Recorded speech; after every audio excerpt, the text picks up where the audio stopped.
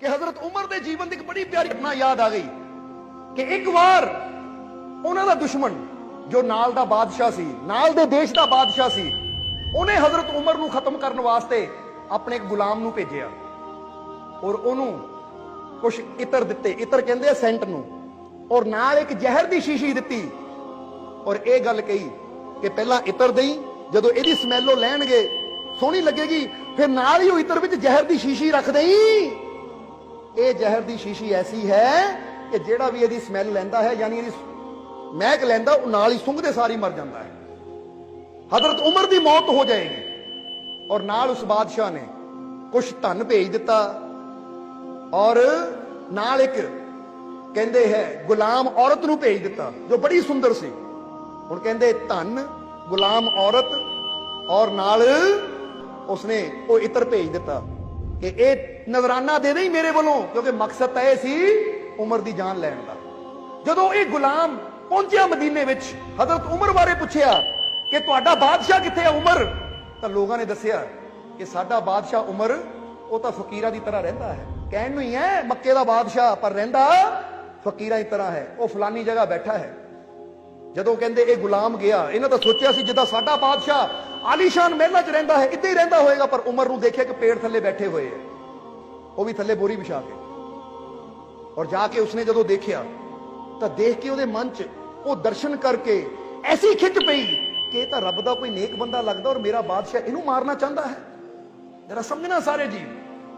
हुण कहंदे वो गुलाम के मन च इदां दी भावना पैदा हुई, उन्हें उमर नूं कहा, हजरत उमर मैनू फलाने बादशाह ने भेजा है, तुहाडे वास्ते कुछ नजराना लैके आया हाँ। तो उमर ने कहा किहड़ा नजराना? उन्हें दसिया जी आ दौलत। वो कहंदे मस्जिद नबवी बन रही है, यानी हजूर दा मदीना बन रहा है, बहुत अच्छा है, इनू मैं कबूल करदा, ये मस्जिद बनाने के काम आएगी, क्योंकि उसले मदीने का काम चल रहा सी जिथे हजूर मुहम्मद की मज़ार है। फिर उन्हें कहा मैं एक गुलाम लेके आया, यानी लड़की नूं कहा जाता है गुलामां नूं, ये लेके आया हाँ। हजरत उमर ने जदों ओदी तरफ देखिया तो देख के क्या सुभान अल्लाह, परमात्मा ने बड़ी अच्छी सूरत पैदा की है।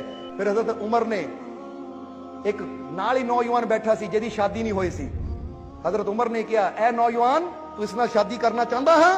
वो कहता जी हाँ।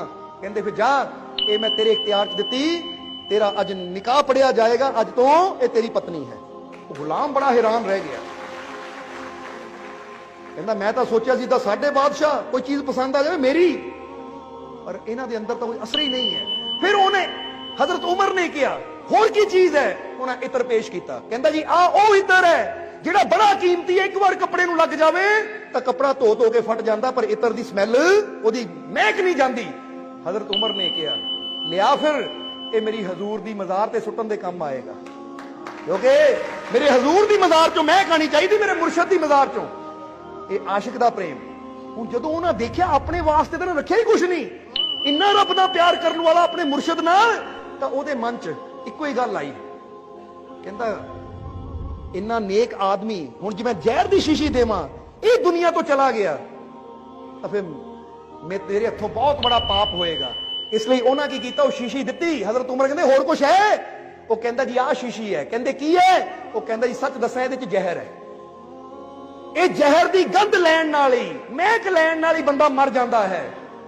इसलिए हुण भेजिया तो मारन वास्ते सी, पर उन्हें गल किदां बदली कि यह भेजिया है ताकि जे कोई तुहाडा दुश्मन होवे, जेड़ा तुहानू लगे मेरा दुश्मन है, तो यह जहर तुसी ओनू दे के मार सकते हो।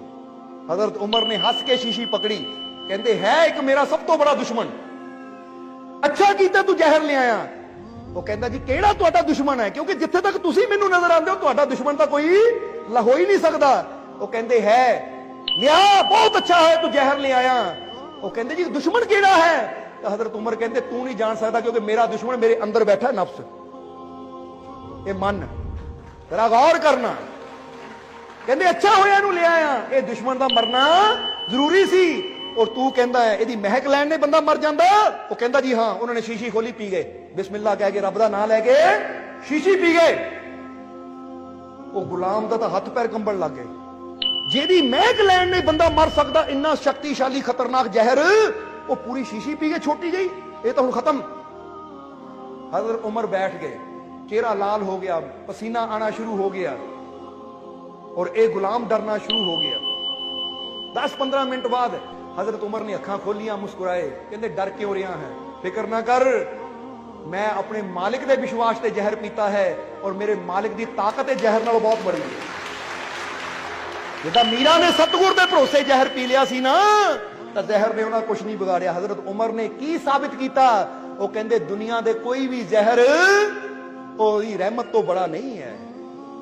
इसलिए ये मिसाल तुहानू क्यों दसी कि तुहाडे जीवन च भी कई बार असीं की करते, छोटी छोटिया चीज़ों तो डरते रहते, आ खा लिया मैनू कुछ हो जाएगा, आ खा लिया मैनू किसी ने दे दिता, कोई लड्डू दे दिता मैनू किसी ने कर दिता, वो भी बहम है, मैनू कुछ हो जाएगा। याद रखो, अपने मालिक ते इन्ना भरोसा रखो, ओदा नाम लैके जदों भी खाइए ओनू याद करके भोजन करिए, तो फिर किसी भी चीज च इन्नी ताकत है नहीं जो साडा कुछ बिगाड़ सके।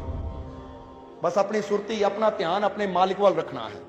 तो जिदा हजरत उमर ने कहा कि सब तो बड़ा दुश्मन तो मेरे अंदर है, तो तुसीं भी जरा सोचो ਇਹ ਗੱਲ ਨੂੰ कि सब तो बड़ा दुश्मन कित्थे है। तुसीं कहंदे ओ गुआंढी मेरा दुश्मन, ओ फलाना इंसान मेरा दुश्मन, ਉਹ ਕਹਿੰਦੇ सब तो बड़ा दुश्मन ਤਾਂ तेरे अंदर बैठा। ਇਹ मन जो ਵਹਿਮਾਂ ਭਰਮਾਂ ਨਾਲ जुड़ गया ਤਾਂ तेरा दुश्मन है। ਜਦੋਂ प्रभु ਦੇ विश्वास ਨਾਲ जुड़ गया तो यही तेरा मित्र बन जाता है। इसलिए अपने प्रभु ਤੇ विश्वास रखांगे।